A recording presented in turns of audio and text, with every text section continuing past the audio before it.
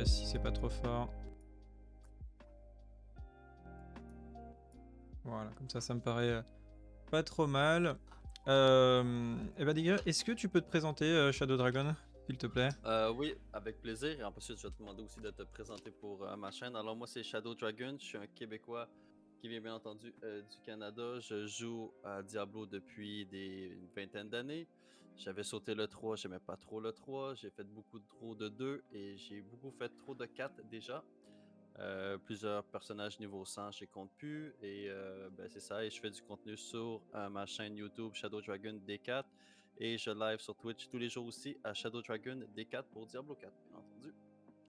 Parfait. Et ben moi c'est Camille, hein, de la chaîne Camille Labs. Du coup, contenu plutôt RPG, MMO, on a commencé sur vos classiques, ensuite on a enchaîné sur Diablo 4, il y en a plein de projets qui vont arriver. Bah, il y a évidemment la nouvelle saison de World of Warcraft, la saison de la découverte qui arrive très très bientôt. Les prochaines saisons de Diablo, même si j'ai envie de dire que la saison 2 a en fait une saison dans sa saison avec l'event de Zir qui va arriver, qui sera, on va dire, assez important pour beaucoup de joueurs qui cherchent la fin de jeu. Puis après, il y a aussi Ashes of Creation courant l'année prochaine. Il y a Pass of Exile 2, la bêta hein, plutôt, qui arrivera au milieu de l'année prochaine. Bon, on a vraiment une année et demie là, avec beaucoup de contenu RPG, MMO qui arrive sur la chaîne. Mais là, il y aura quand même pas mal de Diablo 4. Donc là, tous les 3 mois, on aura beaucoup de contenu Diablo 4 sur mes différentes chaînes. Et voilà, bah, installez-vous. Bonjour à tous ceux qui viennent d'arriver, Olimo, Malface, Dapuki, Ulcourt et Justine. J'espère que vous passez une très très bonne. Et bonsoir le Québec, bonsoir le Canada. Bonsoir, il est midi 45 ici. Midi 45, et ben nous il est 18h45, tu vois. Donc Ouais. en plus tu t'es couché tard, t'as pas beaucoup dormi je crois, hein. Je me suis couché, il était 4h, je me suis levé, il était 10h45. J'ai l'habitude. J'ai Ça va, l'habitude. ça va. Un joueur de Euh, Diablo 4 comme ça dort très peu, Donc du en règle coup, générale. je te laisse commencer. On avait préparé quelques petits sujets. Si vous voulez intervenir dans le chat, n'hésitez pas. On essaiera de pas trop interrompre les questions, mais à la fin de chaque bah, du coup série de questions, enfin deux questions, on va y répondre et après on réagira avec un peu avec le chat.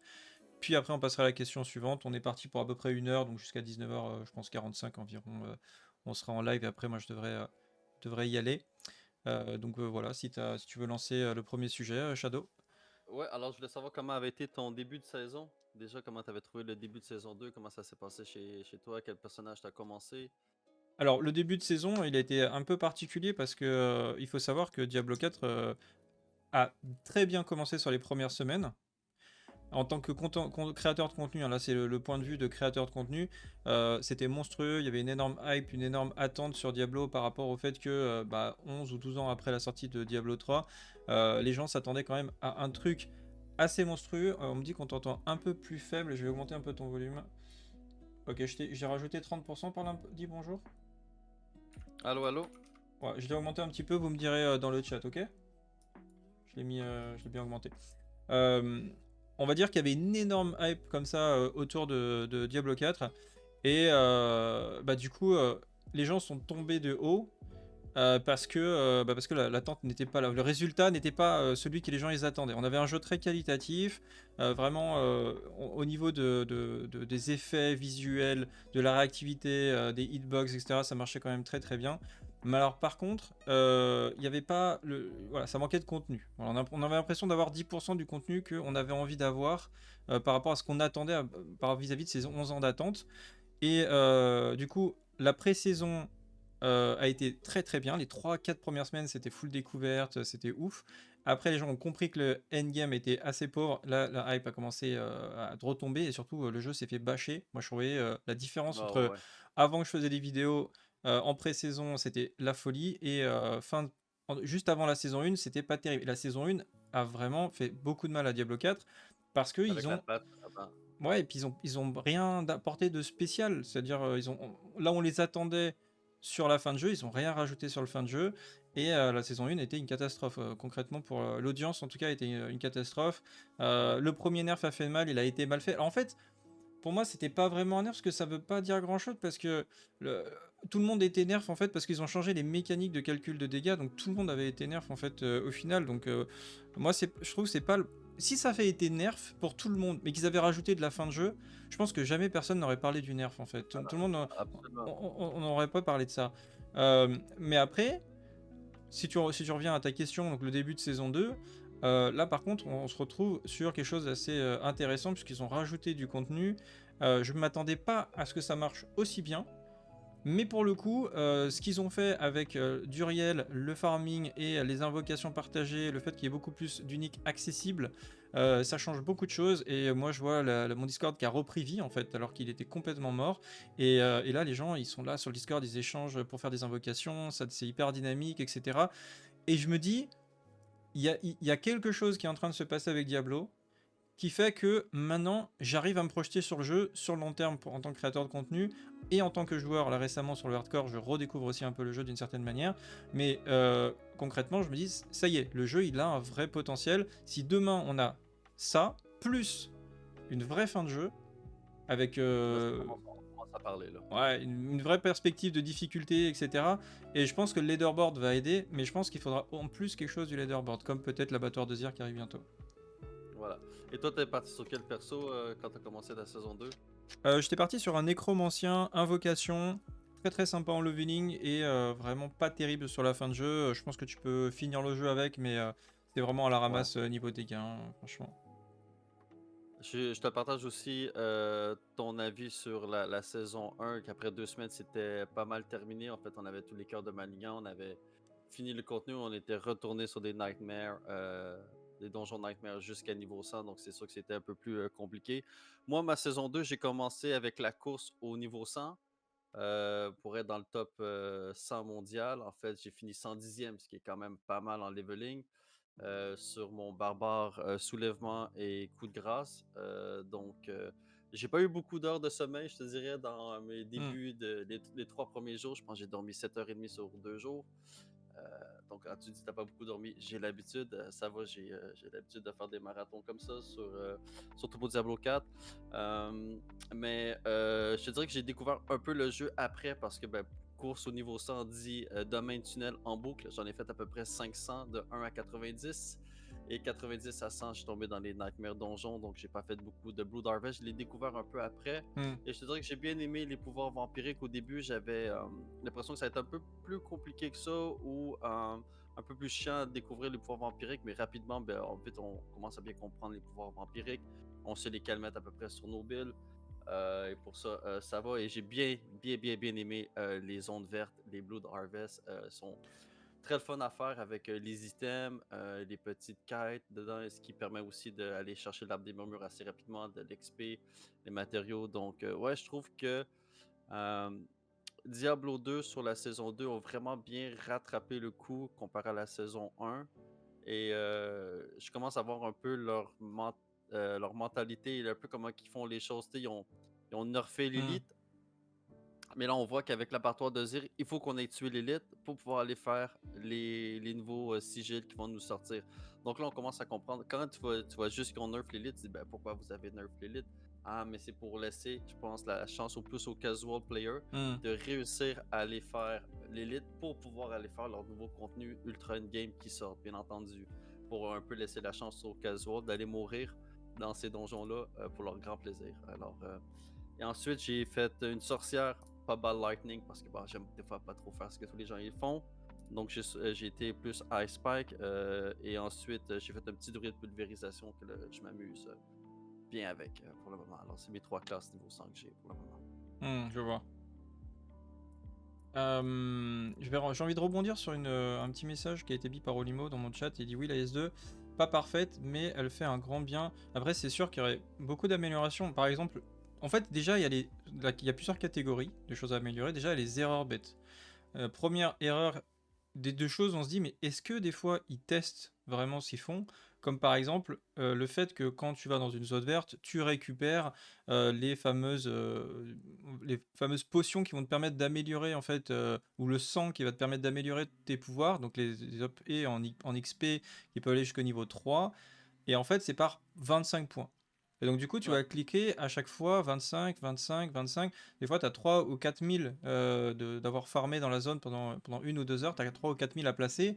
Et en fait pendant 1 heure et demie, tu vas juste appuyer sur 25 pour upper tes pouvoirs. Et en fait, il suffirait qu'il y ait juste un, deux ou trois boutons, 25, 50, 100, et déjà on gagne du temps. C'est pas beaucoup plus compliqué à mettre, et en 10 minutes, on a compris qu'il y avait un problème en fait. J'avais pas besoin de jouer pendant 4 jours à Diablo 4 pour m'apercevoir que il y avait un souci à ce Non, non, tu niveau-là. utilises tu le fais 3 fois le clic et t'as compris qu'il y a un problème. C'est Exactement. ça. Ça c'est typiquement le genre de truc. Je ne comprends pas. Voilà, c'est vraiment, je ne comprends pas pourquoi il y a un souci, pourquoi les gens, enfin les développeurs, ils ne voient pas que tout de suite qu'il y a un problème à ce niveau-là. Euh, Il y a aussi le problème, je dirais, de l'équilibrage de farming de certains composants, notamment par rapport à la Helltide. La Ah, Helltide, c'est vrai que c'est un petit peu trop. c'est l'enfer. En fait, le fait que les horaires soient, bah, du coup, il n'y en ait pas tout le temps. Ça fait que ceux qui ont un travail, qui ont une famille, etc., pour tomber pile C'est poil sur impossible. la Helltide, bah, c'est pas que c'est impossible, mais disons que ça peut être compliqué. Tu peux avoir, si t'as de la chance, tu tombes sur la Helltide, si t'as pas de chance, tu l'as pas, et du coup, ça restreint vachement sur le farming de composants. Alors après, heureusement, on peut faire le trading, c'est-à-dire que si tu peux pas faire de Helltide, tu peux plutôt faire des murmures, et après, tu peux échanger tes composants contre des composants de Helltide, etc. Mais je pense que les Helltide devraient être beaucoup plus fréquentes, en fait. Et déjà dropper plus de Living Seal. Je sais que Blizzard a mentionné que les aciers vivants, il allait trouver une façon de nous en faire dropper à d'autres endroits, mais oui, si tu as de la chance avec un Helltide, tu vas ramasser 6 aciers vivants, donc un Shard of Agony. Si tu peux en faire seulement une dans ta journée, ça va te prendre 2 jours réussir à ramasser une évocation une fois de Duriel. Donc dans une semaine, tu n'as même pas 3 runs de Duriel. Sachant que moi j'ai fait plus de 200 runs de Duriel pour tomber sur mon Harlequin et Hmm. ma soeur du grand-père. C'est extrêmement lent là, à ramasser 200. Le gars, il y en a pour des semaines et des semaines à essayer de farmer ses matériaux. C'est sûr qu'avec les rotations, tu peux réussir à maximiser tes ressources, mais reste que. Puis les Helltide, je te cacherai pas que c'est pas le contenu que j'aime le plus faire. Je l'ai fait au début pour ramasser des matériaux. Et là, j'ai à peu près 40 Shards of Agony, je mets plus les pieds, hein. Hmm, hmm. Je mets plus les pieds comparé à quand tu compares avec les nouvelles zones vertes, les nouveaux Helltide, ce qu'on pourrait appeler les zones vertes, qui est beaucoup plus le fun, tu as beaucoup plus de choses à faire, tu fais de la grosse invocation au milieu, tu as plein de mobs qui arrivent, Ah tu bah ça, ramasses pour tes... ceux qui aiment bien la douche de loot, c'est vrai que les zones vertes, c'est particulièrement amusant. Bon, moi, c'est vrai que quand j'ai refait mon barbare, notamment sur la saison, j'étais content d'avoir ces zones vertes. Et c'est vrai que c'est cool, on s'équipe rapidement pour monter vraiment. Et puis en plus, c'est pas la fin de jeu, c'est-à-dire qu'il y a ça qui est intéressant à faire. On va rapidement pouvoir s'équiper. Et après, on sait qu'il y a bah, les boss, les Uber boss à les faire. Il reste encore Duriel. Et après, il reste encore Uber Lilith. Et en décembre, on aura Zir, l'abattoir de Zir, qui je pense sera très intéressant et va attirer des joueurs. Parce que, en fait, ce que Blizzard n'a pas compris, c'est que même s'il y a des activités qui ne concernent que 1% des joueurs, le fait qu'il y reste une activité justement qu'on n'a pas accès, même si on va peut-être pas la faire, et ben ça nous donne une impression que voilà, il y a des choses en fait à faire derrière, il y a des choses à découvrir. Il reste des choses à Et découvrir, même ouais. si moi je suis pas allé jusqu'au bout, ça donne envie peut-être encore d'y jouer, etc. Alors que quand on a tout terminé, ben on a plus, on a atteint notre but, c'est terminé, on veut plus jouer en fait. C'est Ouais. Ou t'as un de tes amis que lui les a faites, ouais. il dit viens, je vais t'amener, il te prend par la main, il va t'aider, surtout quand t'es casual, t'as moins de temps, t'as moins de gear, mais t'as un de tes amis qui va pouvoir te carry, excusez-moi l'anglicisme, qui va pouvoir te carry là-dedans, qui en a déjà fait, que lui il commence à être mieux stuffé, il a sa glyphe unique, alors lui il va un peu à l'avant, donc toi tu fais ah ouais c'est beau, parce que c'est ça, il reste du contenu à faire, donc tu peux te faire aussi amener là-bas, même si t'as pas nécessairement la puissance pour rentrer dans le nouveau donjon. Je vais juste rajouter aussi quelque chose pour le fameux Helltide et les Living Seal, parce que j'ai eu beaucoup de mes membres aussi qui ont eu des problèmes que le coffre n'apparaissait pas. Le fameux coffre des Alors 300. ça pour le Tu coup, déco reco, ouais, Deco ouais, ouais, c'est ça. ouais, c'est un peu chiant, mais surtout quand j'en ai eu ici qu'il leur restait 2 minutes pour ouvrir le coffre. Là, le stress de reco déco pendant les 2 minutes, ils réussissent à se reconnecter, il reste 5 secondes, paf, le coffre disparaît, vient de perdre 300 cendres. Ah, Blizzard, Bah, il y a ça, arrangez-vous. moi j'ai beaucoup de problèmes de déconnexion en fait. Ce qui m'embête le plus, c'est les déconnexions. Donc j'ai des plantages de jeu, beaucoup. Et des Ouais. freezes de PC, ça c'est encore pire parce que ça, je pense que c'est pas très bon pour mon ordi, mais vraiment j'ai le PC qui freeze et ça reboot quoi. Et ça me fait ça que sur Diablo. Voilà, on m'avait dit de désactiver la synchro, je l'ai fait. C'est vrai que ça avait marché pendant une semaine, là ça a repris. Là on était en hardcore cet après-midi, ça a planté une fois, je Moi, je t'ai vu crois. planter. Voilà, Je t'ai vu planter. j'étais sur le capstone. Heureusement, je suis pas mort, mais ça peut être dramatique quoi sur le hardcore. C'est un peu Ah, ça peut flippant. être Ouais, surtout en hardcore, c'est pour ça qu'ils vous ont mis au moins un petit parchemin Il y a le parchemin, mais je crois qu'ils ont mis un autre système à mon avis, parce que plusieurs fois Ouais. j'ai survécu alors que c'était un peu. Donc voilà. Alors, on peut passer à Oui, la question alors, suivante. ben, justement, je voulais parler un peu de la difficulté de farm d'Uriel. Ben, on vient un peu de le faire avec le nouveau L-Tide. Alors, maintenant, je voulais rebondir sur qu'est-ce que tu penses des thèmes permanents dans les saisons.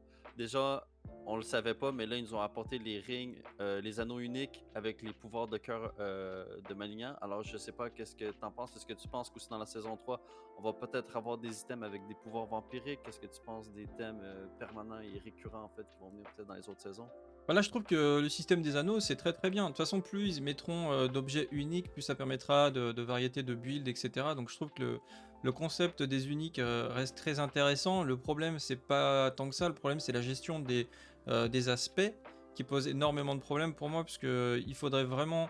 Et je pense qu'ils ont vraiment tous les outils dans le jeu avec le codex, j'en parlais cet après-midi en stream, c'est-à-dire que bah, on devrait en fait pouvoir stocker les aspects qu'on daise, qu'on récupère, on devrait pouvoir les stocker dans notre codex, parce qu'ils sont déjà tous bien classés, bien rangés, etc. On devrait avoir un inventaire dans le codex, avec peut-être les 5 meilleurs aspects de chaque catégorie.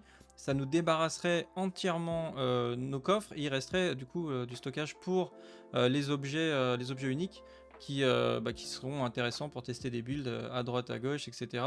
Il faut vraiment qu'ils bossent, je pense, là-dessus, parce que pour moi, c'est vraiment, Ouais, c'est chiant, quoi. Et ben, et un filtre à loot, ça serait parfait. ouais, ben surtout, ils nous ont mis un filtre pour ce qui est dans notre coffre, mais on n'a pas de filtre, exemple, dans notre inventaire. Parce que déjà, je veux, exemple, chercher un item qui a un aspect en particulier que je veux mettre dans mon coffre. Là, il faut que je passe encore toute ma souris quand j'ai une recherche sur le coffre, mais j'ai pas une recherche dans mon inventaire. C'est comme si c'est Mhm, à côté, donc on devrait pouvoir faire une recherche. clairement. Justement, il y avait une autre question par rapport au codex. Et je sais que Bizarre en avait parlé, mais pour ce qui est vraiment des thèmes, je trouve que c'est, comme je te dis, intéressant qu'il y ait une continuité. J'ai entendu aussi beaucoup de gens qui disent. Alors, bon, le pouvoir Manigan, c'était le fun, mais là, on les a perdus, parce que ça va être comme ça à chaque saison. Et je trouve ça bien qu'ils rapportent un peu les mécaniques qu'on a trouvé cool dans la saison 1 et par la suite, qui maintenant nous décident de nous les amener dans la saison 2. J'espère aussi que dans la saison 3, et surtout si les anneaux, je pense que les anneaux vont rester, Je pense aussi, avoir oui. quelques petits pouvoirs vampiriques. Je sais pas comment ils vont pouvoir venir nous les mettre en gem ou avec d'autres items aussi qui va peut-être avoir sur des bottes, par exemple, Métamorphosis, qui est très agréable à avoir, la fameux truc qu'on se transforme en chauve-souris. Mhm. Euh, mais pour rebondir sur ce que tu disais sur le codex, j'ai entendu dans le feu de camp des développeurs qu'ils bossent fortement pour réussir à trouver une belle façon d'intégrer qu'on n'ait plus d'aspects dans nos coffres et qui viennent dans le codex des pouvoirs. Je Mhm. pense qu'ils sont en train de déterminer si on va avoir un système de leveling, donc à chaque fois qu'on a un aspect, est-ce qu'on va gagner des niveaux qui va devenir de plus en plus puissant avec le pourcentage, ou surtout qu'on en a un parfait, ben, c'est fini. C'est ça. On, Moi, je pense qu'en fait, il faudrait pas que, une fois on le stocke, en fait, il faudrait que ça soit vraiment un espace de stockage. Et ce qui pourrait être intéressant, c'est d'avoir un nouveau PNJ vraiment, ou chez l'occultiste, qu'on ait la possibilité de, ok, par exemple, l'aspect vitesse d'attaque. Je le drop, on va dire c'est de 20 à 30%. Donc je le drop une fois à 20, une fois à 21, une fois à 25, une fois à 28 et une fois perfect. Donc j'en ai 5. Les 5 vont être dans mon codex que je les ai récupérés et ils sont stockés dans mon codex comme s'ils étaient dans mon inventaire. Dans l'inventaire, on a l'espace de stockage, etc. Ce qui serait aussi intéressant, au-delà déjà que c'est cool parce qu'ils sont stockés dans mon codex, donc j'y accède et je les récupère rapidement. Et si demain j'en récupère un meilleur que le dernier qui est moins bon, je retire celui qui est pas bon ou ça le remplace automatiquement, ça dégage le moins bon. Et ça me prévient, voilà, vous allez supprimer un aspect qui est moins puissant que celui-ci, voulez-vous confirmer, oui ou non, et voilà. Et ce qui peut être bien aussi, ça serait de fusionner des aspects. Par exemple, j'ai un aspect 20 et j'ai un aspect 22%, je les fusionne et ça va me monter un aspect à 24 ou 25%. J'ai deux aspects à 25%, je les fusionne et ça va monter un aspect à 28%, etc. Et j'en ai deux à 28, je les fusionne et ça me donne un 30% en perfect. Ça pourrait être intéressant de pouvoir fusionner les aspects pour s'approcher plus facilement du perfect. Et c'est mérité parce que c'est des aspects qu'on a farmés, qu'on a récupérés, qu'on a looté les legit, quoi. Et voilà, ouais, quoi. ouais, Voilà, et aussi. que ça nous coûte des compos, de l'argent, il faut que ce soit équitable, hein, bien sûr. Mais il faudrait qu'ils mettent en place des mécaniques comme ça. Et pour revenir sur tes pouvoirs de saison, ce qui est très bien, c'est qu'ils ont récupéré effectivement des pouvoirs très intéressants, ceux qu'on aimait bien. Donc ça, je pense qu'ils ont bien capté les pouvoirs de la saison 1 qui avait été intéressant, sans mettre le barbeur, qui aurait été une énorme erreur. Parce que le Ah barbeur, oui. c'était un peu le point noir de la saison, parce que tout le monde jouait avec ça, et on a l'impression que tout le monde jouait la même chose, en fait. Donc c'était un petit peu... ça aurait été une grosse erreur d'intégrer le barbeur, en tout cas, sur cette saison 2, je pense. Moi, quand je l'ai vu, je disais aussi mettre le barbeur sur le barbare. Ça va envoyer du lourd, mais déjà, l'anneau qu'ils nous ont envoyé pour le barbare, le Fury, il envoie quand même du lourd. Je te cacherai pas que avec mon barbare marteau des anciens roulé sur le Nightmare 100, je le roule assez facile. J'ai pas trop de difficultés déjà avec l'anneau, mais bon, j'ai l'épée du grand-père aussi qui est, Il venu, est qui est bien. venu qui est venu monter mes dommages critiques de façon stratosphérique. Mais il y a quelques bons anneaux, bien entendu, mais bon, il y en a qui sont un petit peu moins bien. Mais effectivement, il fallait pas qu'ils ramènent le fameux Barber. L'anneau du nécro, je Hmm. crois que c'était une demande générale pour tout le monde quand tu étais en nécro, puis tu avais des squelettes qui apparaissaient de seuls, ou on appelle ça les corpse tendrils en anglais, je sais pas comment vous l'appelez en français, le truc qui agrobe Ouais, les ouais, créatures en ouais, c'est ça. Ouais, j'ai plus le nom. Vrille vrille nécrotique, nécrophage. nécrophage, ouais, c'est ça, exact. Ouais, Exact. quelque chose comme ça. Alors, ben écoute, fait que j'espère vraiment qu'ils vont réussir à nous les amener. Maintenant, je voulais pendant qu'on parlait des aspects, effectivement, ils vont finir par, je pense, nous amener quelque chose de sympa, mais pour de vrai avoir les aspects parce que on a un problème de stage, ça va être une des prochaines questions qui s'en vient. Là, je voulais juste discuter un peu avec toi des nouveaux uniques, puis ce que tu penses de l'itemisation aussi des items, en fait, qu'est-ce que ton ressenti par rapport aux nouveaux uniques qu'on a eu un peu dans cette saison et qu'est-ce que tu t'attends de ce qui va arriver avec les nouveaux systèmes? Moi, personnellement, les nouveaux uniques, quand c'est juste plus de damage, je trouve ça des fois un peu ennuyant. C'est toujours bon à la course au damage. Mais exemple, le nouvel amulette pour ce qui est du druide qui envoie les rochers en cercle. Puis les bots pour le voleur, les flinker step qui permet aussi de rester ton cooldown. C'est des mécaniques que j'aimerais bien avoir aussi qui vont soit changer tes spells ou qui vont apporter une autre nouvelle mécanique au lieu de juste toujours avoir plus de dégâts, plus de dégâts, plus de dégâts sur les uniques. Donc, je vais avoir un peu ton ressenti sur les nouveaux uniques. Oui, je suis tout à fait d'accord avec toi sur le fait que c'est intéressant d'avoir des uniques qui vont avoir un impact sur les aspects et le fonctionnement d'un sort plutôt que juste augmenter les dégâts d'un sort. C'est sûr que ça, déjà visuellement, c'est plus satisfaisant. C'est vrai que je trouve le concept du rocher comme ça qui est pris dans l'ouragan et qui tourne est assez fun. Et pour le coup, transforme le gameplay visuel et le gameplay du druide. Donc pour ça, c'est vraiment cool. Euh, Après, euh, ce qui peut être, enfin moi ce que j'aime bien sur cette nouvelle saison au niveau de l'épithémisation, c'est que c'est beaucoup moins frustrant que sur la saison 1. Vraiment les uniques normaux qui sont importants pour faire certains builds, on les a beaucoup plus facilement parce qu'on peut faire du Ouais, target farming. Donc ça ouais. c'est très très bien et on sent que le jeu il est dans les starting blocks pour se préparer un peu au système compétitif qui arrivera en saison 3 du système de Lader où là déjà sur les compos basiques, on est à quasi certitude d'avoir les uniques qu'il nous faut.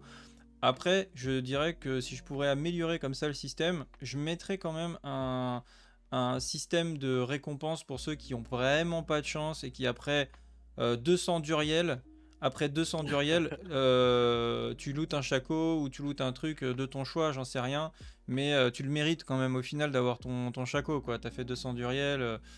Bon, bah ça c'est mon ça regarde que moi, je sais qu'il y en a qui aiment pas ce système de pity, mais moi je pense que pour ceux qui ont farmé comme des malades et qui sont frustrés, ça peut être pas mal d'avoir un système. Bonsoir à Je ceux qui viennent partage, d'arriver. je partage avec toi parce que j'étais pas loin des 200 reines de Duriel sans Chaco et je voyais des gens sur Facebook ou d'autres posts qui ont fait 2 runs, ils ont eu leur Chaco.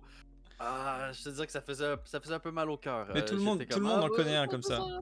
Tous Ah, les jours, j'ai un mec qui vient et qui me dit putain, moi ça fait j'ai fait je sais pas combien de Duriel, mon pote il arrive, deuxième coup, il a son chaco, tous les jours. Il y a un mec qui met ça sur le Discord. fait que, effectivement, je pense aussi que sans nécessairement le montrer en fait que ils donnent un chaco parce que bon ils ont pitié de toi, que Blizzard calcule peut-être en arrière ça fait combien de runs que tu durais puis qui commence à monter crescendo le drop rate sur certains uniques que t'as pas eu ou exemple il t'en manque un puis là au lieu qu'il drop toujours exemple le même puis il commence à calculer, bon, lui, il manque cela, tu as un petit peu plus de chances de dropper comparé à tous les autres que tu as déjà lootés. Je sais pas si c'est bizarre. Dans leur back-end, ils sont capables de nous faire un truc comme ça. Mais effectivement, je trouve, ben, exemple, ben, j'ai été chanceux, j'ai pogné mon Chaco le lendemain, le grand-père. J'ai envie de croire, ça me fait du bien. Que Bizarre a calculé, puis qui était comme, ah, ben, il faudrait peut-être qu'on commence à lui donner. Là, ça fait 200 runs qu'il est fait. On va être gentil, on va y en donner 2 en 2 jours. Ce qui m'a mis très bien. J'ai un peu crié. Ma femme elle m'a dit, qu'est-ce qui arrive? Puis là, j'ai dit, le Chaco! Le Chaco! J'ai enfin eu mon Chaco. Et donc, effectivement, et je suis d'accord avec toi que l'itemisation, c'est beaucoup moins chiant avoir les items. Mais je trouve qu'il devrait aussi peut-être nous ajouter quelques affixes. Je pense même que là, avec le très endgame qui s'en vient, on devrait peut-être même avoir 5 stats sur certains items. Je crois que ça pourrait être encore plus intéressant côté itemisation, avoir peut-être 5 stats au lieu de 4. On ne sait pas s'il va nous avoir un tiers 5 à un moment donné. Euh, et honnêtement, moi, la première chose, en fait, c'est une question personnelle. Quand je suis arrivé de Diablo 2 à Diablo 2, pour ceux qui ont beaucoup joué, tu es guiré de la tête aux pieds en unique. Le but de la fin de partie, c'est d'avoir des uniques sur toutes tes pièces d'équipement. Et j'ai vite compris à Diablo 4 que c'était pas nécessairement le but du jeu. Alors, je crois aussi qu'il devrait nous amener beaucoup plus de uniques pour qu'on ait possiblement, je crois, des builds endgame où on pourrait avoir la possibilité de faire des builds où on est couvert de unique de la tête aux pieds avec des bons aspects, bien entendu. Parce que c'est toujours, est-ce que je prends, exemple, l'habit de l'infini pour la sorcière, et là, je perds beaucoup, beaucoup, beaucoup de résistance et de damage réduction, ou est-ce que je me prends une plate normale? Donc, peut-être avoir plusieurs plates de la sorcière pour qu'on aille faire, OK, je peux quand même me prendre un unique, mais peut-être un unique à plus de réduction de dégâts pour être un petit peu plus tanky au lieu de juste avoir, bah, c'est soit l'habit de l'infini ou des obéissances sur ma plate ou par exemple pour une armure avec de la réduction de dégâts pour être plus tanky pour faire des nightmares sans avoir le ball lightning qui détruit absolument tout. Par exemple, sur ma sorcière, je prends un petit peu plus de coups, donc là je fais ah, ça manque de tankiness, mais je suis obligé d'avoir mon habit de l'infini. Donc, Juste, je réponds à Hunterfight sur oui, le vas-y. chat qui dit Watt sur D2 c'est plus des full morts uniques, mais les morts uniques, sauf erreur de ma part, ça génère un unique. Quand Ouais, tu fais ouais, un combo d'objets avec des morts uniques, ça fait un unique. Certes, ça ouais, part de morts uniques, mais ça fait un unique. Donc pour moi, c'est considéré comme des uniques. Et d'ailleurs, ouais. il y aura le retour des morts uniques. Hein, ça a été annoncé sur la saison 3, a priori. On ne sait pas sous quelle forme, est-ce que ça va être vraiment comme sur Diablo 2, etc. On verra quelle forme ça va prendre. Mais ça va Ouais. être aussi quelque chose de très attendu, je pense, sur la saison 3. Pour revenir sur ce que tu as dit sur le nombre d'uniques qu'il y avait, je pense que par rapport à la pré-saison et la Ah sortie de oui. la saison 2, je pense qu'on a déjà quasiment doublé le nombre d'uniques, c'est pas plus. Ouais. Je pense que sur la saison 3, peut-être même sur l'event de Zir, déjà, il y a la glyphe. Ça, c'est la première fois Oui. qu'ils vont annoncer une nouvelle glyphe unique, du coup, qui est très très sympa. Il y en aura peut-être du coup d'autres dans d'autres types de contenus. Euh, je pense que assez rapidement, il y aura quand même beaucoup beaucoup d'uniques. Donc déjà, quand on voit sur Diablo 3 le nombre de saisons qu'il y a eu, t'imagines la même chose sur Diablo 4. Alors là, la complexité et le nombre d'uniques que tu peux avoir sur une dizaine de saisons déjà, il y aura de quoi faire, quoi. Ouais, dans quelques saisons. C'est pour ça que j'aime on va vraiment dans une pente ascendante avec le contenu de. Ils nous écoutent en fait. Les gens ils disent ah ouais, ils écoutent pas. Non, je crois qu'ils nous ont entendus. On a assez chialé. Ils commencent vraiment à nous donner ce qu'on voulait de plus en plus. Donc J'ai pour ça, envie je vais le. de Oui. dire un truc, une discussion qu'on a eue off stream quand t'avais pris contact avec moi il y a 2-3 jours. On a discuté en fait du problème qu'a eu Diablo 4, qui est pour moi, comme je te disais, un problème de communication. Oui, oui, oui, oui. C'est-à-dire que Blizzard a annoncé avec une méga hype un Diablo 4, et on s'attendait à avoir un jeu fini en fait. Ouais, Et si Blizzard avait annoncé en disant ok, on sort Diablo 4, mais c'est qu'une base, c'est vraiment qu'une base, c'est-à-dire qu'il y a vraiment une toute partie infime du jeu qui va sortir, c'est vraiment, il n'y a rien. Ils nous auraient dit le jeu marche, mais il n'y a rien. Et là, les gens, déjà, ils auraient été vraiment se dire ok, on va pouvoir jouer au jeu, et il n'y a rien. Ah ouais, c'est déjà sympa, on peut faire déjà pas mal de choses et tout, mais il n'y a rien. Et du coup, on aurait ouais, été en mode ah ouais, donc qu'est-ce que ça va être le jeu quand il va être complet? Et du coup, on aurait eu l'impression d'aller venir jouer vraiment sur une bêta, parce que c'était un peu ça finalement, de jouer un peu sur une bêta. S'ils nous avaient vendu le jeu un petit peu différemment, je pense que les gens auraient été beaucoup moins frustrés et toujours hyper hypés avec le nouveau contenu qui allait arriver et on se dirigeait vers un jeu beaucoup plus abouti, beaucoup plus final, et cetera. Parce que c'est ce qui va arriver avec les extensions. On sait qu'il y a des nouveaux continents qui vont arriver, des nouvelles classes, du lore, et cetera. Donc il y a beaucoup de choses de prévues. Je pense que Blizzard, WoW est un peu sur la pente descendante. Diablo 4, je pense que ça va être un peu leur nouveau poulain. Il y aura peut-être de nouveaux jeux qui vont arriver. Mais concrètement, Diablo 4 a un bel avenir, je pense, devant lui, quoi. Ah, absolument d'accord avec toi par rapport, je te suis à 100%. C'est sûr qu'ils nous, parce que là, ils sont en mode rattrapage en fait. Là, ils pédalent pour réussir à rattraper un peu leur manque de communication qui leur a, justement, s'ils nous auraient dit, en fait, le jeu, il est pas complet, il y a beaucoup plus de choses qui s'en viennent, on serait arrivé avec cette attente-là. Et là, on Hmm. aurait juste été dans l'attente d'avoir le nouveau contenu au lieu de dire ah, c'est juste ça. Puis là, ils ont perdu beaucoup de joueurs. Et là, c'est le mode rattrapage. Là, ils doivent pousser la communication, des feux de camp. J'étais un petit peu déçu pour rebondir là-dessus, un petit peu au BlizzCon. Il y a eu quand même du bon contenu qui a été annoncé, mais c'est le BlizzCon. Je m'attendais à. Au pire, envoie-nous un teaser où ce qu'on voit le nouveau personnage, là, une fraction de seconde. Faut qu'on passe des mois et des mois à essayer de deviner c'est quoi le nouveau. Là, on sait juste que Hmm. c'est alors une classe qu'on n'a jamais vue, mais tu sais, le monter une fraction de seconde, Bien juste sûr, bien sûr. même juste un nombre avec ses armes pour qu'on fasse ah regardez ici j'ai l'impression qu'il y a deux épées, ah non c'est tu sais pour comment je pourrais dire qu'on essaie de deviner en fait sur la classe et là ça aurait alimenté les vidéos, ça aurait alimenté les conversations, ça aurait alimenté le hype sur est-ce qu'on Déjà, va deviner c'est quoi la le nouvelle plus classe. important pour moi, c'est qu'il faut qu'ils arrêtent de faire des bêtas ouvertes. Il faut que Blizzard, en fait, ils reviennent à ce qu'ils étaient avant, c'est-à-dire qu'il y ait un minimum d'informations qui sortent, qu'ils recrutent des joueurs professionnels, parce qu'il y Ah en oui? a, ils ont une communauté monstrueuse, prennent 10 des meilleurs, et ils leur font signer des contrats bien blindés pour qu'il n'y ait aucune information qui sorte, pour nous faire un jeu qualitatif. Et personne n'a aucune Ouais. information. Ils ont interdiction de poster du contenu, de préparer trop de contenu en avance, et s'ils le font, voilà, d'attendre 1 ou 2 semaines. Que les gens ils aient 1 ou 2 semaines de full découverte, c'est des choses qui font. Bah, qui Ouais. artificiellement déjà augmentent la durée de vie. Parce que quand le day one, tu joues et t'as des streamers qui ça fait déjà plus d'1 an qui jouent au jeu et qui ont déjà stocké 15-20 vidéos de contenu et qu'en fait, quand le jeu sort, bah en fait t'as tout quoi. T'as absolument aucune différence, tu vas tout aller chercher sur YouTube et tout. Bah du coup forcément ça raccourcit déjà la durée de vie Ouais. du jeu qui est déjà court en soi, qui a mal été vendu, qui a mal été expliqué par Blizzard. Et tout ça, ça aboutit, comme tu t'es dit, à du damage control avec des feux de camp, des machins. Ce qui est très bien pour le coup, qu'ils communiquent chaque semaine avec des feux de camp et tout. C'est une très bonne chose qu'ils aient fait ça. Ils auraient pu faire les autruches et ne pas répondre et tout. Donc c'est mieux de faire des feux de camp et d'essayer de faire évoluer les choses. Et on voit que ça a porté ses fruits puisque au fur et à mesure, ils ont corrigé quand même beaucoup de choses, beaucoup de problèmes. Donc à chaque fois, ça allait en tout cas dans la bonne direction. J'ai l'impression qu'à chaque patch, ça empirait pas, c'était quand même mieux, mis à part le premier patch qui a été très mal reçu de la saison 1. Voilà. Ça, pour rebondir là-dessus, surtout s'ils nous auraient. Parce qu'on nous a pas annoncé ce que les cœurs allaient faire. Donc, nous autres, on a juste vu un gros nerf. Mais si on aurait su qu'on aurait eu exemple de Barber, le cœur malignant de Barber, on a fait OK, on compense à quelque part. Là, on avait juste l'impression qu'ils nous retiraient quelque chose sans nous donner un anan. Mais habituellement, on vous retire quelque chose, mais voici ce qu'on va vous donner en retour. Les gens, ça aurait calmé tout le monde parce que là, Bien le sûr. gros nerf, il a fait extrêmement mal. Et effectivement, je suis d'accord. Exemple, il y a beaucoup de gros YouTubers américains.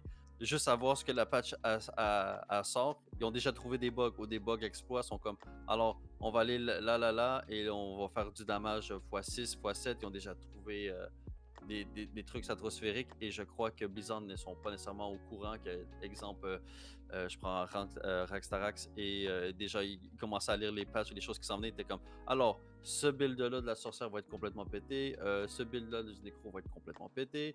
Et effectivement, une fois que le jeu est sorti, 3 jours plus tard, ben, leur build est complètement pété parce ils l'ont vu déjà juste à lire les patchs. Donc si tu leur faisais jouer une semaine ou deux, ils leur donneraient leur compte rendu à Blizzard. Blizzard dirait OK, on va venir ajuster tout ça pour avoir des builds. Parce que là, en plus, ils nerfent plus durant la saison. Dans le Ball Lightning, la sorcière, on va le voir jusqu'à Ah, janvier, en fait. tout à fait, ouais, ouais. Mais moi je pense que c'est pas, enfin ça c'est pas un problème hein, pour moi. En fait, tant que le jeu il casse pas vraiment le jeu, ça fait un très gros DPS.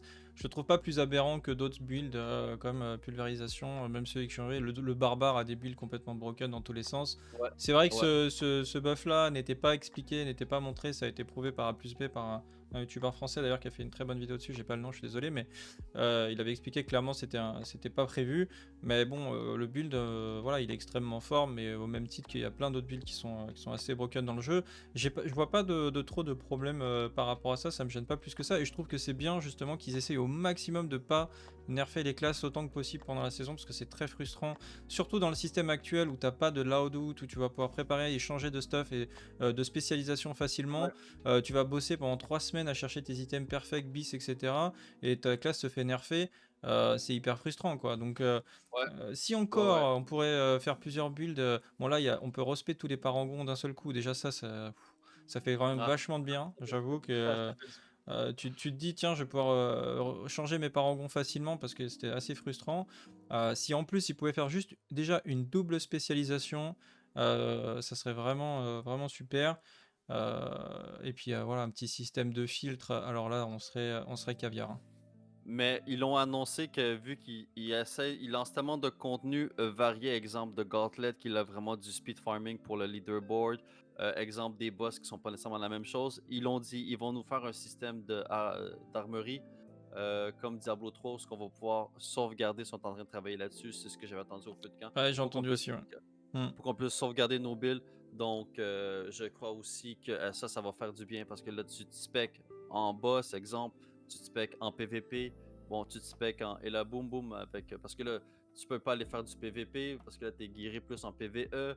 Alors là, il faut que tu dis à tes amis, attends, je vais me respec, là, rechange tous tes items. Ah non, c'est un peu par rapport à la galère. Surtout que là, ça va rebondir sur ma nouvelle question, le problème de stash. À un moment donné, si tu as 2-3 personnages, tu peux pas tout garder, tu peux pas tout garder dans ton coffre. Tu as tes uniques, tu as les aspects. Si tu es en train de les voler, tu as tes items jaunes, les légendaires qu'il faut que tu ailles désassemblés pour garder les aspects. Ah, tu as les gems un peu, ou tu as les élixirs, pas les gems, tu as les élixirs, tu as les matériaux pour les boss. C'est une galère pour Hmm. juste entendre par rapport au problème de gestion de l'inventaire et du stash. Je vais rebondir sur un message de Drasla. Sorcier et barbare trop forts par rapport aux autres et les autres pas assez forts. Euh, je sais pas, c'est vrai qu'ils sont très forts, j'avoue, sorcier et barbare sont très forts. Le sorcier, bah, il a surtout l'aspect foudre qui est très forte. Mhm. Après, est-ce qu'il a vraiment d'autres builds ultra pétés comme celui-ci? Je suis pas sûr. Le barbare, ouais, je pense qu'il a 2-3 builds vraiment très forts. Mais après, le druide, moi j'ai regardé le druide pulvérisation. Je l'ai vu two shot Lilith, rouler sur des clés-sans, genre avec. C'est juste clic droit, hein, la pulvé, il y a un bouton. Il est juste incroyable. Et il y a plein d'autres builds, je pense, qui marchent très bien sur le druide aussi, hein. Je pense pas que le druide il soit largué. Le nécro. Infinimiste complètement broken. Bon, invocation c'est un peu claqué, on va pas se mentir. J'ai vu plein mal de builds aussi. Blood Lance très fort. Je crois que même Lance d'os remarche aussi. Oh, Euh, Lance-dos, il défonce, hein. ouais, on Lance-dos, m'a dit plus qu'il les était très mitraillettes. fort. Surtout c'était un chaco apparemment, c'est encore pire. Mais Ah ouais, c'est encore pire. avec le nouveau ring du nécro, en fait, si tu fais une spell lance dose, tu vas lancer ta lance, ça va faire exploser le pack et automatiquement ça va faire exploser les corps. Et si tu as l'unique qui fait exploser 4 corps et qui augmente la zone des explosions, du coup en fait tu lances le pack, il explose en fait. Le pack il explose littéralement. Donc c'est assez satisfaisant comme spécialisation, je pense, à jouer. Le nécro est vraiment très bien. Après il reste quoi Qu'est-ce que j'ai pas Voleur. Après, le Le voleur. voleur très fort aussi, Et, hein. Franchement, tu regardes mais Wudijo, au bout de 2 jours, il avait tué, au level 70, ouais, il a tué Lilith. Il y a spé poison, spé Twisted Blade. Bon, c'est vrai que peut-être ça manquerait un petit peu de variété chez le rogue, hein, j'avoue. Il manquerait, ce serait bien qu'ils aient d'autres spés un ouais, petit peu. t'as Rapid Fire puis Twisting Blade. C'est pas Voilà. mal. C'est les deux builds. Et effectivement, je crois que. Il y a aussi, ils ont beaucoup de la misère à essayer de trouver. Comme là, tu vois, c'est quand tu vois, exemple, Ball Lightning sur la sorcière, ben tu vois juste des sorcières en Ball Lightning parce que c'est un peu dégueulasse, excusez-moi du Mm. terme, quand tu vois les dommages. Alors, moi, c'est un peu qui m'énerve, c'est. Il y a un bon build, alors tout le monde s'en va là-dedans. Exemple, c'est pour ça que j'aimerais ça qu'il y ait un petit peu plus de variété. C'est pour ça que moi j'essaie des fois de faire exemple Ice Spike pour montrer aux gens j'y arrive, mais jouez surtout les builds qui vous plaisent et non des builds qui font que du damage. J'ai beaucoup de gens aussi des fois dans mes lives. Alors c'est quoi le meilleur build? C'est quoi le meilleur build? Moi je suis comme qu'est-ce que tu as envie de jouer aussi? arrêter Le de meilleur voir build. qu'est-ce qui va faire. Ben, c'est parce qu'il y en Bah, a en des fois qui fait, sont: «Ah, il y a beaucoup de gens, ils adorent jouer le build le plus puissant, hein, tout simplement. Mais c'est vrai que la sorcière, pour le coup, cette saison, il y a trop de décalage entre les autres spécialisations et ZSP Foudre. Je pense que là, c'est à revoir au niveau de l'équilibrage sur la prochaine saison. Ça, c'est clair et net. Et pour rebondir sur le problème du stash, moi, ce que j'aimerais un peu, c'est avoir quelque chose un peu comme Diablo 2 où ce que tu as ton stash pour ton personnage principal. En fait, le personnage que tu as là et tu as peut-être un ou deux coffres qui De sont transfert, quoi. partagés avec Hmm. toutes tes classes. Ouais, je suis d'accord. Parce que là, quand tu as 5 coffres pour 5 Non, classes, c'est infâme. ah non, c'est un casse-tête. C'est un Non, mais casse-tête. c'est infâme. Et encore, si on avait, je l'ai dit, le stockage des aspects, donc ça veut dire qu'on n'aurait pas forcément d'objets légendaires qui traîneraient trop dans les coffres, parce on va dire 80% des objets légendaires qu'on stocke dans les coffres, c'est pour garder les aspects. Donc si déjà on pourrait stocker les aspects dans notre codex, ça retirerait beaucoup d'objets. Et effectivement, d'avoir juste un coffre commun à tous les rerolls pour transférer comme ça facilement les objets, ça serait parfait. Et tout le reste, après, ça sera lié au reroll ou à la mule. Comme ça, déjà, ça nous donnerait plus d'espace. Ça permettrait de mieux organiser, voilà, de mieux organiser les coffres. C'est pas difficile à faire, je pense. Non, surtout c'est comme avoir des coffres personnels et des coffres de partage, comme dans Diablo 2. C'est ce qu'on avait sur Diablo 2 et ça marchait extrêmement bien. Alors, justement, la prochaine question, c'était sur le nouveau codex. Ben, on en avait déjà parlé, un système soit de leveling ou de jumelage, mixage, fusion, comme tu avais parlé. Alors, maintenant, vu que le temps file, il reste à peu près une vingtaine de minutes, je voulais qu'on parle un peu du nouveau donjon. Le Le nouveau nouveau donjon donjon. Nightmare Ultra Endgame, Lequel nouveau donjon? l'abattoir de Zir. Ah oui, bah, on n'a pas eu beaucoup d'informations à ce niveau-là. On sait que moi, enfin, je l'imagine un peu comme une arène où on va rentrer et ça va être un peu comme un event qu'on active, comme par exemple un coffre piégé ou un sanctuaire piégé qui va commencer avec un timer avec des vagues de plus en plus difficiles. C'est exactement ça. Bah voilà, donc moi je le vois bien comme ça, et puis du coup, avec des boss qui vont pop, etc., il faudra survivre le plus longtemps possible. À mon avis, Et juste pour te corriger, hmm, en fait, il faut tuer assez de mobs pour invoquer le boss. Donc, si faut tu tuer tues pas vite. assez de gens, ouais, faut que tu tues vite. Un peu, c'est pour, je pense, nous préparer aussi au leaderboard de Gauntlet où ce qu'il faut qu'on tue rapidement le plus de mobs pour ramasser des trucs à terre, des Hmm. might, des proof of might.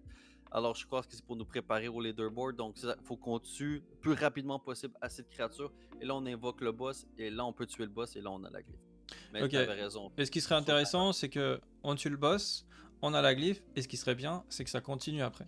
C'est-à-dire que le boss meurt, et il y a des nouvelles vagues, donc là on peut looter la glyphe, et où on peut upper notre glyphe, parce qu'apparemment elle peut upper jusqu'au level 200, donc on peut le Ouais. refaire, le refaire, le refaire, mais ce qui serait bien, c'est qu'après ça puisse continuer, et qu'après on puisse avoir un palier supérieur, qui fait que le boss arrive, il est encore plus fort, et il peut encore plus up notre glyphe plus rapidement, et qu'après ça devient de plus en plus fort, plus en plus fort, plus en plus fort, et ce qui fait que ça va permettre de vraiment mettre les builds, de faire un vrai stress test en fait de nos builds, de pouvoir les comparer et de voir quel build qui va le plus loin, et qu'il n'y ait pas de limite en fait jusqu'à un moment où en fait c'est juste pas possible, mais ça me permettrait de vraiment de pousser les builds au maximum, je pense.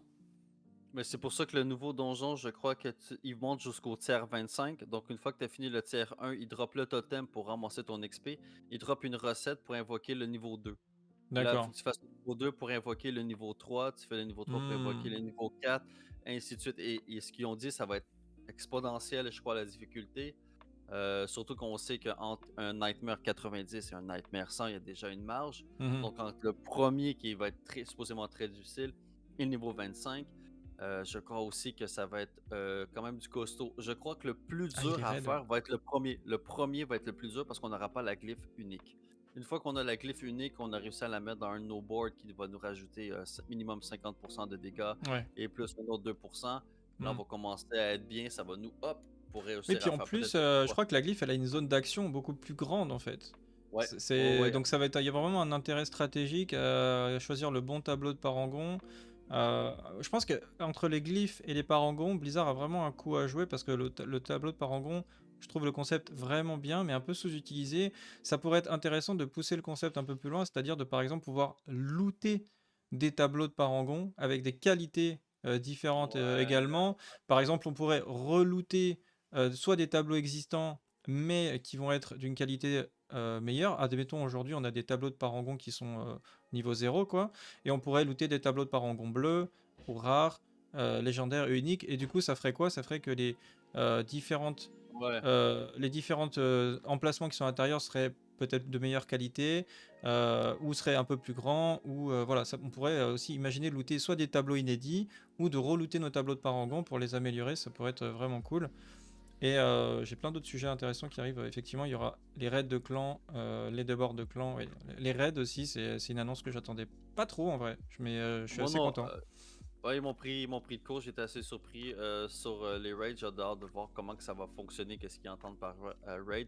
C'est sûr que, ben là, est-ce qu'ils vont, si on est obligé d'être, exemple, plus que 5 pour faire le raid, est-ce qu'ils vont augmenter, plus que 4, est-ce qu'ils vont augmenter ce qu'on peut être plus dans le groupe ou comment ça va fonctionner? Est-ce qu'il va falloir que. Donc, ça, il y a beaucoup de questions sans réponse par rapport à comment que les raids vont fonctionner. Mhm. Quand on pense à WoW, un raid, t'es 10, 15, 20, 25 et plus pour être capable à faire le boss. Donc, parce que là, je sais qu'on est limité à 4 dans le groupe. Est-ce qu'on va faire des raids à 4? Mhm. Dans le fond, ça va être, dans le fond, ça va être un nightmare ou ça va être tu sais, ça va être Ça un peu pourrait. Alors moi, normal. je pense que soit ils doivent refaire l'interface, mais je pense qu'ils referont pas l'interface. Moi, je verrais un système de raid potentiellement en clan. Il pourrait peut-être quand on rejoint un event, peut-être ça propose au clan de rejoindre l'event, et quand il y a suffisamment de participants, ça lance l'event et on se retrouve dans une zone un peu comme le World Boss, où on a Mhm, le mhm. boss au milieu avec ses mécaniques, et on se retrouve tous dans ce raid et on progresse. Ça se trouve, ça sera juste comme un World Boss, ou alors ça sera un énorme donjon, et là on a les 10 personnes du clan qui vont arriver et qui vont avancer et progresser dans le donjon, ce qui serait très très stylé. Ouais, si ça Euh, serait ça serait très stylé. Je suis d'accord avec toi. Ça serait vraiment très bien stylé. Alors, ben, c'est ça. Alors, le nouveau donjon, je crois aussi qu'il va nous préparer, comme je l'avais dit, à de Gauntlet, en fait, parce que là, tu vois, on a un chrono, il faut qu'on aille rapidement. Donc là, je crois que les builds Speed Farm vont être vraiment mm, mm. à la folie. Il y a certains speedrunners qui sont capables de faire des Nightmares 100 en 1 minute 12. Ils vont être contents de tomber là-dedans. C'est genre, ça va être leur dada. Moi, je fais pas encore un donjon 100 en 1 minute 12. Vraiment pas encore, mais je crois qu'il va falloir qu'on se prépare avec des bons groupes aussi. Bien varier un peu aussi, peut-être même des tanks. On va avoir beaucoup de sorcières bord lightning, puisqu'ils courent dans tous les sens. Bah, ça c'est les Euh, nerfs hein, d'ici là, on sait pas, hein. on verra bien si, ben, comme ils ont dit, ils pensent pas nerfer Ah des oui, classes pour trop. l'abattoir, c'est vrai qu'on est sur l'abattoir de Zir. Moi, je pensais à la saison 3. Mais oui, t'as raison. Sur l'abattoir, elle sera présente, ouais. Elle sera présente. Alors, maintenant, on va tomber sur, avec le temps qui nous reste, sur la prédiction de ce que tu crois pour la saison 3. Et peut-être on va finir avec tous les petits sujets à côté qu'on n'a pas parlé. Mais qu'est-ce que tu penses qui va nous attendre pour la saison 3? T'en as un peu discuté, mais. Bah, rien de plus que ce qui a été annoncé, hein, c'est-à-dire les raids, le leaderboard. Alors, c'est vrai que Nicolas aussi a parlé du leaderboard de clan. Ça, c'est très très bien. C'est-à-dire le fait d'avoir un classement général, mais aussi d'avoir un classement dans son clan. Parce que autant se mesurer tout le temps aux meilleurs joueurs, bon, bah, il y en a qui ont le temps, qui peuvent jouer 12 heures par jour, et qui sont ultra déterminés, qui theorycraft, etc. Mais le fait, par exemple, tu es dans un petit clan de chill, et ben du coup, tu vas pouvoir faire ta petite compétition et se tirer la bourre, tu vois, entre potes. C'est toujours super sympa, appréciable de voir quel est le meilleur du clan, etc. De pouvoir monter un peu les échelons aussi dans le clan. Ça peut être vraiment très très sympa. Donc ça, je trouve, c'est un très très bon concept, le fait de diviser en catégories comme ça, parmi ses amis, parmi son clan, etc. Ça, c'est vraiment bien. Euh, Après, je pense j'espère nous réserver pas mal de surprises au niveau de la saison 3. J'attends plus de surprises, à mon avis, de l'extension que de la saison 3. Je rêve peut-être même d'une extension gratuite avec la fusion de Microsoft. Je pense que ça serait un très très bon move de leur part, mais bon, à mon avis, je rêve un petit peu, je rêve un petit Ouais, peu je veux éveillé. pas. Moi, je connais Blizzard, donc maintenant avec la fusion Microsoft, ce qu'ils vont le faire, mais c'est impossible qu'ils nous fassent une extension gratuite. Moi, je connais un peu Blizzard et on va s'attendre à payer parce que, écoute, ils nous donnent bon, un nouveau continent et un nouveau personnage. Et c'est sûr que tout le monde va vouloir jouer un nouveau personnage, ils vont jouer là-dessus Ils vont nous dire on vous a tellement donné du contenu gratuit avec les saisons, etc. Et là, il va falloir. Et moi, si le jeu il est quand même bien jusqu'à l'année prochaine, donc avec toutes les saisons, les choses qui restent, ça me dérangerait pas de débourser peut-être un 20-30 autres dollars supplémentaires pour avoir. Puis, Mais remettez-moi pas une expansion à 90 dollars. Là, là, vous allez m'entendre chialer. Là, je serai pas content. Je vais faire ah non, là, pour un personnage et un continent de plus, vous me faites pas payer 90 dollars de plus. Là. Non, non. Et 20-30 dollars, quelque chose ça va parce que c'est pas tout le monde qui peut aussi se permettre de racheter Après, des là, je jeux à crois que j'ai vu un 90 dollars. petit skin passer à quasiment 70 $. C'était Hey, 60. je sais que toi tu voulais parler des skins justement. Après ça, on va tomber sur ta liste à toi. Est-ce que moi, je vais juste donner un peu mon avis sur la saison 3. Effectivement, ben pour ce qui est du le leaderboard, ils ont dit que c'était en travail, en fait, que c'était un ébauche. Et je crois que la fille, elle avait mentionné qu'il va y avoir une façon de comparer le leaderboard par clan, effectivement, par classe et aussi. Mais je pense que par clan allait être annoncé, sauf qu'on ne l'avait pas vu sur les photos. Donc je crois qu'effectivement, tes vœux seront réalisés. Tu vas pouvoir te moquer un peu des gens dans le clan pour dire ah ah, j'ai le meilleur score avec mon build dans le clan. Mais je crois aussi que c'est ça qui s'en vient. Et je crois que c'est plaisant quand même parce que ça crée de la compétition saine un peu dans le clan, en fait. Et de pas toujours en plus te comparer à, comme tu l'as dit, aux très bons speedrunners ou très bons crafting. Les gars qui sont très bons en crafting de nous faire des builds stratosphériques. Puis on sait que bah, les autres, en plus, ils ont 12 heures de gameplay par jour, donc la pratique qu'ils connaissent. C'est sûr qu'essayer de se comparer avec eux, ça va toujours être à peu près, je pense, selon moi, ça va toujours être les mêmes qui vont être dans les top 10. On sait déjà les noms en tête. Moi, Ouais, je bien vois sûr. déjà les noms. Je vois déjà les noms arriver. Wujio, tu l'as dit dans les voleurs, ça m'étonnerait qu'il soit pas dans Bah, il y a les top déjà 10. théoriquement un petit leaderboard qui existe, il y a des classements un peu non officiels, donc c'est un peu toujours les mêmes qui sont au top, quoi. Après, c'est pas forcément les plus gros streamers qui sont tête de liste. Non. Je pense qu'il y a pas mal de gros joueurs de l'ombre qui sont extrêmement forts. Il faut savoir aussi que être streamer ou youtubeur, bah, tu perds beaucoup de temps de jeu finalement à passer du temps. Pour les purement streamers, je pense que c'est pas trop pénalisant. Mais si t'es youtubeur à côté, préparer des vidéos, faire des vidéos, bah tu joues pas en attendant. T'as quand même 2 ou 3 heures par jour à faire la vidéo au minimum. Donc forcément, c'est du temps de moins pour le farming, pour le machin. Donc je pense qu'un des plus acharnés, c'est quand même Rob, parce que lui, j'ai l'impression qu'il s'arrête jamais. Même ses vidéos Mais, YouTube, c'est vraiment à l'arrache, quoi, à mais chaque fois. je crois que son frère, qui est sur un autre PC, qui fait ses clips et qui fait ses montages en même temps qu'il est en train de Ouais, streamer. donc il s'arrête jamais en fait. Non, c'est pour ça qu'il stream tout le temps, il clip des choses et C'est une ça. seconde après, la miniature elle est faite. Puis alors, d'après moi, des fois il en parle de son frère. Ouais. Je crois qu'ils sont une équipe derrière. Son frère, je pense, s'occupe des miniatures et il envoie le contenu pendant que lui, il ne s'arrête jamais. Hmm. Ben lui, écoute, il est dans l'hôtellerie, donc il peut, je pense qu'il vit chez papa-maman aussi, donc lui, il a Ah le oui, non, mais temps, après ça, il il y a a les moyens, le il peut contexte est faire que important. ça. Le contexte est important. Euh, Alors, ouais, pour les runes aussi en saison 3, je crois qu'on va peut-être les avoir. Ça serait vraiment génial j'ai hâte de voir comment ils vont les faire.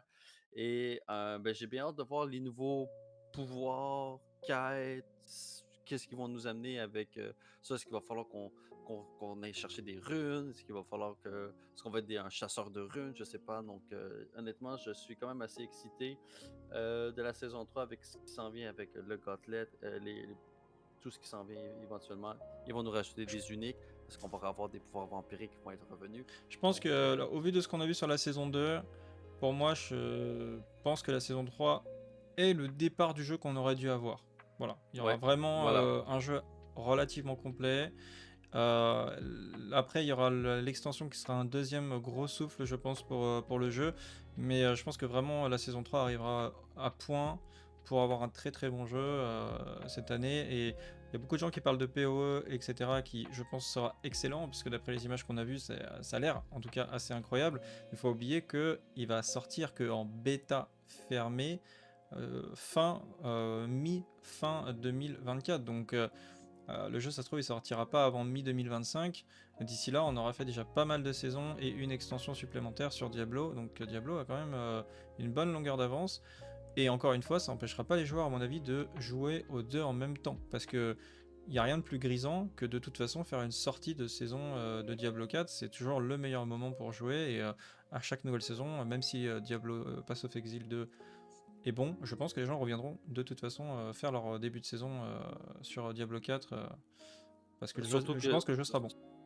selon moi, Path of Exile, en plus, des fois, il est un peu plus complexe à comprendre, donc il est un petit peu plus niché en Tout à tant que fait, jeu. tout à Et fait. le gars casual qui revient de son travail, qui veut juste s'asseoir avec sa bière, son petit bol de chips, ouvrir sa console, il va revenir jouer à Diablo sur les saisons, il va prendre avec sa femme aussi, parce que selon moi, Path of Exile est un peu plus niché, donc je crois qu'il va pas trop faire mal, il va faire mal quand même à Diablo, mais je trouve ça un peu bizarre que c'est timé, hein.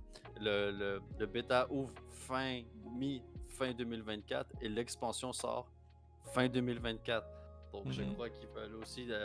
Path of Exile sort. Ah ouais, mais nous on a l'extension. Donc je trouve que c'est une belle coïncidence que les deux sortent à peu près Tout à dans les fait. mêmes eaux. On n'a pas les mêmes dates. Alors toi, je sais que tu avais des sujets aussi que tu voulais nous amener. Vas-y.